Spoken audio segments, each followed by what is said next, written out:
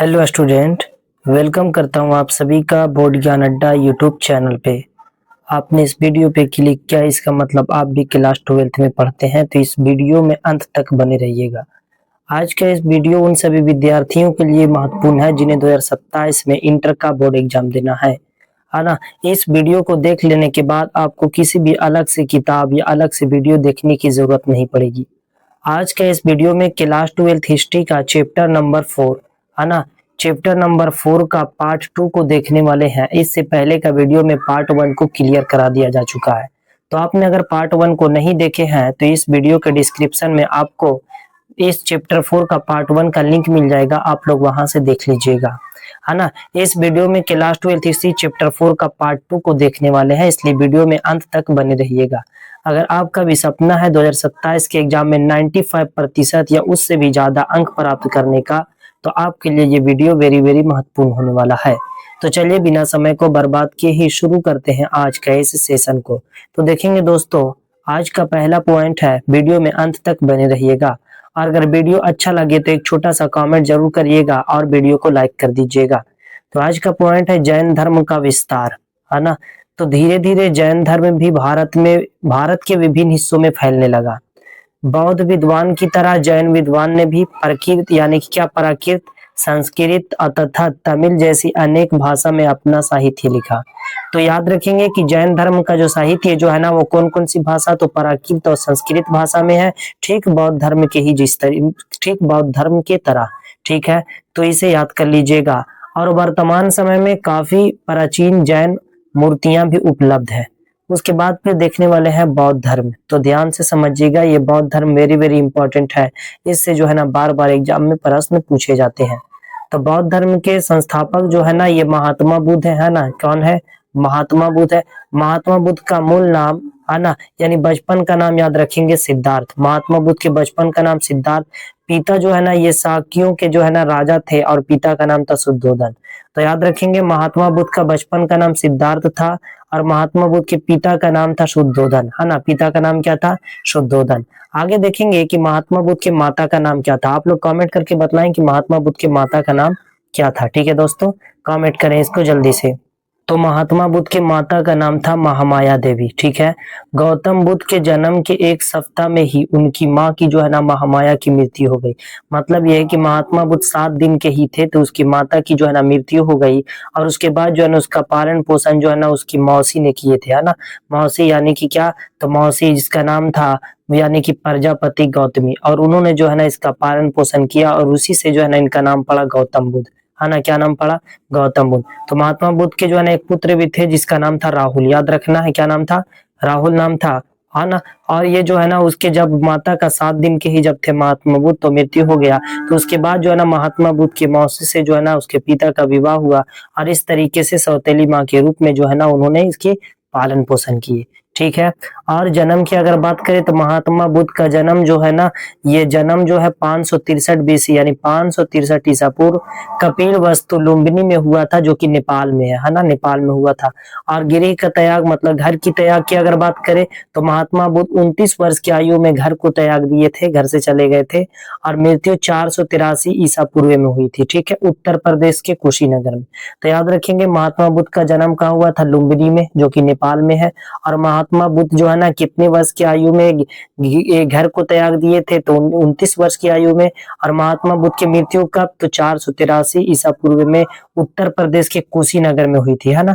कुशीनगर में। ज्ञान की प्राप्ति बोध गया में, जो कि बिहार में है, निरंजना नदी के किनारे, फाल्गु नदी के किनारे, जिसे फाल्गु नदी के नाम से भी जानते हैं, पीपल वृक्ष के नीचे जो है ना बोधि वृक्ष, जिसे बोधि वृक्ष कहते हैं, यहाँ पास में उन्हें ज्ञान की प्राप्ति हुई थी। तो याद रखेंगे वेरी वेरी इंपॉर्टेंट पॉइंट है दोस्तों 2027 के एग्जाम के लिए, है ना। और ज्ञान प्राप्ति निर्वाण यानी जब गौतम बुद्ध के ज्ञान की प्राप्ति हुई तो उसे निर्वाहन यानी कि क्या निर्वाहन कहा गया। तो निर्वाहन मतलब गौतम बुद्ध को ज्ञान की प्राप्ति। प्रथम उपदेश जो है ना महात्मा बुद्ध ने सारनाथ यानी कि धर्म चक्र प्रवर्तन, प्रथम उपदेश जो है ना कहाँ दिए थे? सारनाथ में। भगवान बुद्ध का जन्म कपिल वस्तु लुम्बिनी, जो कि नेपाल में है, वहां पास में हुआ था। और उनका बचपन का नाम क्या था? सिद्धार्थ। तो याद रखेंगे महात्मा बुद्ध के बचपन का नाम क्या था? सिद्धार्थ था। और यह जो है ना शाक्य कबीले के सरदार के पुत्र थे और सिद्धार्थ को जीवन की कटु यथार्थ से दूर महल के चार दीवारों में सभी सुख सुविधा प्रदान की गई और उन्हें महल से बाहर नहीं जाने दिया जाता था, क्योंकि जो है ना ये ज्योतिषों ने भी भविष्यवाणी किया था कि वह जो है ना सन्यासी होगा। मतलब यह ज्योतिष जब उन्हें देखे थे तो पता चला था कि ये जो है ना क्या निकलेंगी, ये सन्यासी होंगे। तो महात्मा बुद्ध का पालन पोषण जो है ना घर के ही अंदर चार दीवारों के बीच में सभी प्रकार का सुख सुविधा के साथ इन्हें पालन पोषण किया जाता था। ठीक है, इन्हें जो है ना हर प्रकार के दुख से परेशानियों से दूर रखा गया था, है ना, हर दुख परेशानियों से इन्हें दूर रखा गया था। सिद्धार्थ जो है ना ये महल के बाहर की दुनिया देखना चाहते थे, है ना, लेकिन जो है ना उन्हें घर से बाहर नहीं लाया जाता था। एक बार उन्होंने अपने सारथी यानी साथी के को जो है ना शहर घूमने के लिए मनाया, और जब वह महल की बाहर की दुनिया में आए तो उनकी यह पहली यात्रा काफी जो है ना ये क्या पीड़ादायक थी, बहुत ही जो है ना दुख भरी हुई यात्रा थी। उन्होंने बाहर चार दृश्य देखे जिसमें से उनका जीवन परिवर्तन हो गया। मतलब ये था कि उन्होंने जब घर से बाहर निकले तब उन्हें जो है ना चार जो है ना यानी कि चार नजारा देखने के लिए मिला, चार तरीके का, है ना, कितने, चार तरीके का, तथा उनके मन में जो है ना वैराग्य की भावना आ गई। मतलब ये चार जो है ना दुख भरी बातों को देखा और उसे देखने के बाद महात्मा बुद्ध का मन पलट गया और वो जो है ना गृह को त्याग कर दिए। ठीक है, 29 वर्ष की आयु में गृह को त्याग किए थे, घर त्याग दिए थे। वे निम्न चार दृश्य को देखे थे। उन्होंने देखा कि एक बूढ़ा व्यक्ति, है ना, और एक बीमार व्यक्ति और एक लाश यानी कि एक शव को भी देखा और एक जो है ना सन्यासी को भी देखा।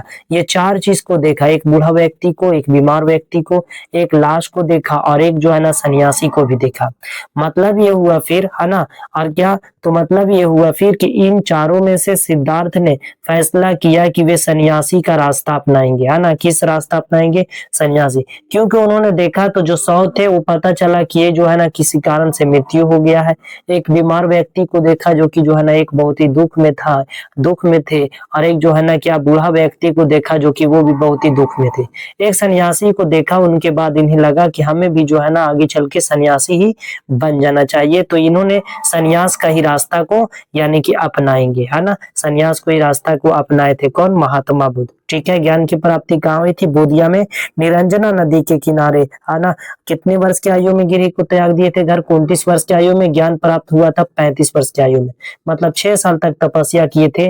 तो बिहार के बोधिया में बोधि वृक्ष यानी पीपल के वृक्ष के नीचे इन्हें ज्ञान की प्राप्ति हुई थी। ठीक है दोस्तों, तो वीडियो को अंत तक देखिएगा, वीडियो में अंत तक बने रहिएगा। उन्होंने महल की सुख सुविधा को त्याग दिया और तथा सत्य की खोज में हल को छोड़कर जो है ना यानी महल को छोड़कर निकल गए। मतलब उन्होंने सुख भरी सुविधा वाली जीवन को त्याग दिया और सत्य की खोज करने के लिए महल को छोड़कर निकल गए। कितने वर्ष की आयु में निकले थे, 29 वर्ष की आयु में। सिद्धार्थ ने साधना के कई मार्गों को खोजने का प्रयास किया। उन्होंने अपने शरीर के अधिक से अधिक कष्ट दिया जिसके कारण वह जो है ना मरते मरते बचे, है ना। ये सारे चीजों को जो है ना इन्होंने क्या किया, तो त्यागा, अपने शरीर को बहुत ज्यादा जो है ना कष्ट दिए और मरते मरते फिर बचे थे। ठीक है, इस प्रकार उन्होंने ज्ञान की प्राप्ति हुई, उन्हें ज्ञान की प्राप्ति हुई और ज्ञान प्राप्ति के बाद उन्होंने बुद्ध के नाम से जाना गया, है ना, किस नाम से, बुद्ध के नाम से जाने गए। बाकी जीवन भर उन्होंने धर्म एवं सम्यक यानी शुद्ध जीवन यापन की शिक्षा दी और उन्होंने बतलाया कि अगर जो है ना सारी यानी लालसाओं यानी लालच को अगर छोड़ दिया जाए तो जीवन जो है ना बहुत ही सुखी तरीके से बिताया जा सकता है। बौद्ध के जो है ना धर्म यानी कि बौद्ध धर्म की मृत्यु को स्तूप से दर्शाया गया था ना। बौद्ध धर्म की मृत्यु को किस से, तो स्तूप से दर्शाया गया था। स्तूप का संबंध किस धर्म से है, तो याद रखिए बौद्ध धर्म से है। बुद्ध की शिक्षाएं की अगर आप बात करें दोस्तों, तो बौद्ध की जो है ना महत्वपूर्ण ग्रंथ त्रिपिटक है ना, क्या, त्रिपिटक, जिसके 3 भाग। तो त्रिपिटक के कितने भाग है, 3 भाग। त्रिपिटक का संबंध किस धर्म से, तो याद रखेंगे त्रिपिटक का संबंध जो है ना, त्रिपिटक का संबंध बौद्ध धर्म से। इस त्रिपिटक के कितने भाग है, तो 3 भाग है जो कि निम्न है। पहला है विनय पिटक, दूसरा विनय पिटक है जो कि बौद्ध संघ के नियम अर्थात इससे बौद्ध धर्म से संबंधित जानकारी प्राप्त होती है, जो कि पहला पिटक का नाम है विनय पिटक। दूसरा पिटक है सुत पिटक, है ना। उपदेश तथा बौद्ध धर्म में प्रवेश करने के नियम के बारे में सुत पिटक में बतलाया गया है। और तीसरा अभिधम्म पिटक, जो कि ये दार्शनिक सिद्धांत अर्थात बौद्ध धर्म के विचार को इस ग्रंथ में रखा गया है। ठीक है, तो याद रखेंगे कि त्रिपिटक मतलब कितने पिटक, 3 पिटक, है ना, जो कि बौद्ध धर्म से संबंधित है। पहला विनय पिटक, दूसरा सुत पिटक और तीसरा अभिधम्म पिटक। ये तीनों पिटक को याद रखना है। ठीक है, वेरी वेरी इंपॉर्टेंट है। वीडियो अगर अच्छा लग रहा तो लाइक कर दे, चैनल पे अगर नए हैं तो इसे सब्सक्राइब जरूर कर दीजिएगा। सुत पिटक में दी गई कहानियों के आधार पर भगवान बुद्ध की जो है ना शिक्षा का पुनर्निर्माण किया गया। कुछ कहानियों में यानी कि क्या अलौकिक शक्तियों का वर्णन किया गया है, तो कुछ कहानियों में अलौकिक शक्तियों की बजाय बुद्ध ने जो है ना विवेक और तर्क के आधार पर जो है ना ये समझाने का भी प्रयास किया है। ये सारी चीज जो है ना हमें सुत पिटक में देखने को मिलती है, तो इसे लिख लीजिए, इसे याद कर लीजिएगा, है ना। वेरी वेरी इंपॉर्टेंट है दोस्तों 2027 के एग्जाम के लिए। महात्मा बुद्ध ने 4 आर्य सत्य बतलाए थे, है ना। 8 जो है ना अष्टांगिक मार्ग और 10 महत्वपूर्ण उपदेश भी दिए थे। उनके द्वारा दिए गए 10 महत्वपूर्ण उपदेश को शील कहा गया और तथा 3 जो है ना यानी कि दर्शन दिए। ठीक है, तो याद रखेंगे कि 10 महत्वपूर्ण उपदेश दिए हैं जिसे क्या कहा जाता है, शील कहा जाता है ना। और 3 जो है ना दर्शन भी दिए थे। तो जिसमें विश्व अस्थिर, है ना, विश्व स्थिर है और यह जो है ना लगातार बदलता रहता है ना। लगातार क्या होते रहता है, बदलता रहता है। किसने बतलाया, महात्मा बुद्ध ने। और यहाँ कुछ भी अस्थाई नहीं है ना, ये कुछ भी यहाँ पास में अस्थाई नहीं है, ये सब एक न एक दिन समाप्त हो जाएंगे। भगवान का होना, है ना, अप्रासंगिक है, ईश्वर नहीं है। इन्होंने बतलाया ईश्वर नहीं है। राजाओं को दयावान होने की सलाह दी गई, है ना, राजाओं को दयावान होने की सलाह दी गई। सत्य और अहिंसा पर ध्यान दिया गया, सत्य और अहिंसा पर ध्यान दिया गया। ठीक है, और मध्य यानी कि क्या, मध्यम मार्ग को अपनाना। कौन सा मार्ग को, मध्यम मार्ग को अपनाना, ये भी बतलाया गया। निर्वाण, है ना, निर्वाण का अर्थ होता है अहम और इच्छा का खत्म करना, है ना।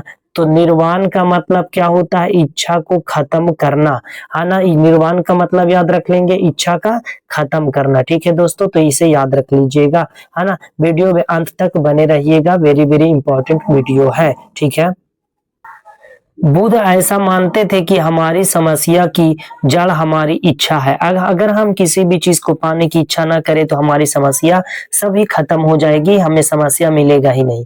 यदि हम अपनी इच्छा और लालसा का अगर त्याग कर देंगे तो हमें निर्वाण की प्राप्ति हो जाएगी, है ना, निर्वाण की हमें प्राप्ति हो जाएगी। और बुद्ध ने अपने शिष्यों को अंतिम निर्देश यह दिया कि तुम सब अपने लिए खुद ही ज्योति बनो, क्योंकि तुम्हें खुद ही अपनी मुक्ति का रास्ता ढूंढना पड़ेगा, है ना। अपने लिए जो है ना ज्योति बनो, अपने अपने जो है ना मुक्ति का रास्ता खुद ही तुम्हें ढूंढना पड़ेगा।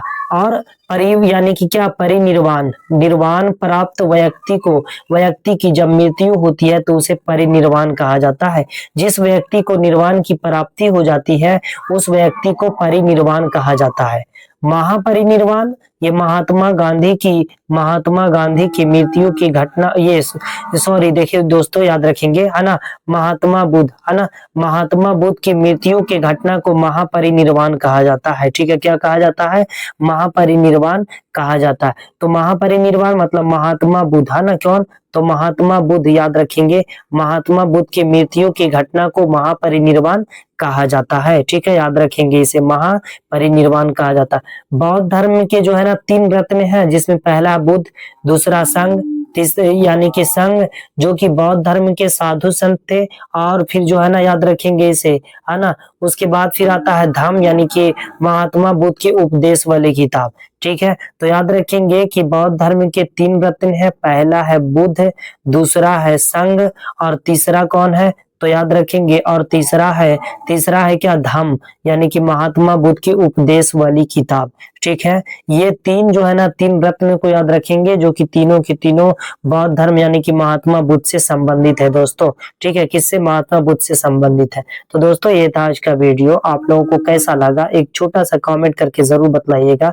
वीडियो अगर थोड़ा सा भी अच्छा लगा, हेल्पफुल अगर आपके लिए लगा तो इस वीडियो को लाइक कर दें, और इसी तरीके से अच्छी तैयारी के लिए चैनल पर अगर नए हैं तो इसे सब्सक्राइब कर दें और इसे अपने दोस्तों में ज्यादा शेयर कर दें। तो ये था आज का वीडियो, मिलते हैं अगले वीडियो में, यही चैप्टर नंबर 4 का, है ना, चैप्टर नंबर 4 का पार्ट 3 के साथ, चैप्टर नंबर 4 का पार्ट 3 के साथ, और ये था पार्ट 2, है ना। और पार्ट 1 इस वीडियो के डिस्क्रिप्शन में आपको देखने के लिए मिल जाएगा। तो पार्ट 3 के लिए, है ना, पार्ट 3 के लिए चैनल को सब्सक्राइब कर लें, है ना। और वीडियो अच्छा लगा तो इसे लाइक कर दें, अपने दोस्तों में इसे ज्यादा शेयर कर दें। तब तक के लिए पढ़ते रहे, मस्त रहे, स्वस्थ रहे। जय हिंद, वंदे मातरम।